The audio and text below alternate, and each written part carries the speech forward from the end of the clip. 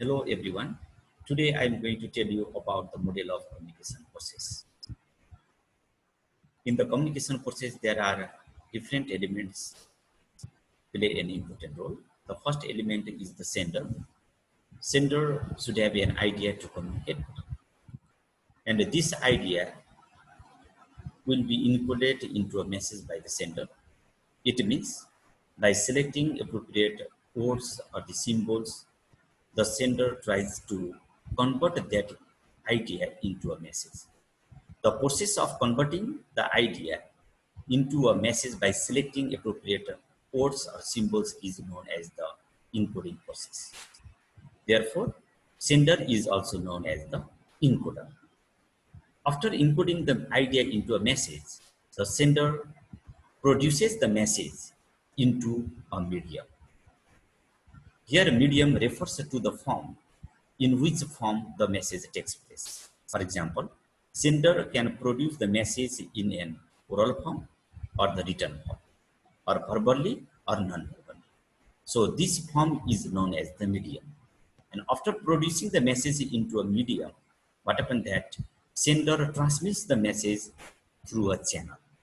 Channel means, for example, if you have composed or produced the message as an email, and in order to send an email, you have to use the certain system.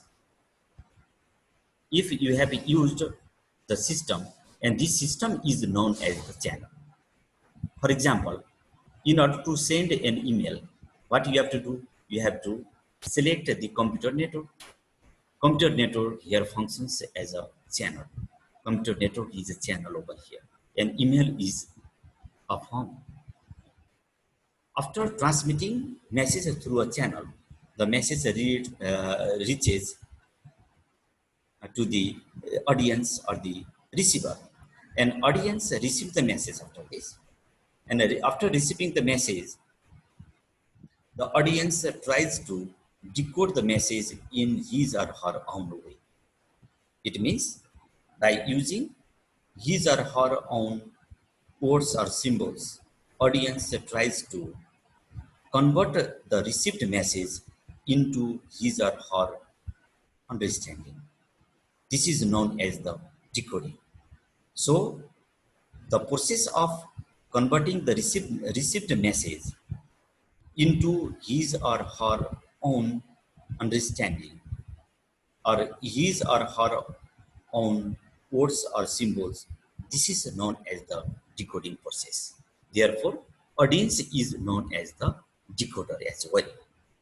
After decoding or after understanding the message, the audience tries to create some sort of response over there to the message. So, after creating the response, the audience should respond to the message, and response can be sent as the feedback to the sender.